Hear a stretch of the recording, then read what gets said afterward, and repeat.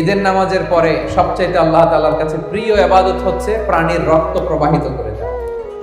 এবং বিষ্ণু ইসা ইসলাম বলেছেন কিয়ামতের দিন এই প্রাণী তার শিং, তার চামড়া, তার পশম নিয়ে বিশাল সওয়াবের পাহাড় হয়ে দাঁড়াবে। আল্লাহু আকবার। এজন্য হজ্জাজ বাইতুল্লাহ যারা হজে আছেন, আল্লাহ তাআলা তাদের হজকে কবুল করুন। আমরা যারা কুরবানি করছি, আল্লাহ তাআলা আমাদের কুরবানিকে কবুল করুন। এই কুরবানি এটা হতে হবে হালাল উপার্জন থেকে। ইন্নামা ইয়াতাকাব্বালুল্লাহু মিনাল মুত্তাকিন, তিনি শুধু মুত্তাকিদের পক্ষ থেকে কবুল করেন, হালাল থেকে তিনি কবুল করেন।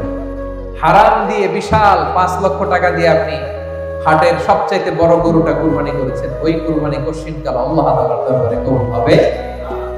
আর সামান্য কিছু অর্থের মালিক আপনি, একা একটা কুরবানি দেওয়ার সক্ষমতা নাই, হায়রে 7 জন মিলে ভাগে কুরবানি দিবেন, ওইটা আল্লাহর আরশে আগে কবুল হয়ে যাবে।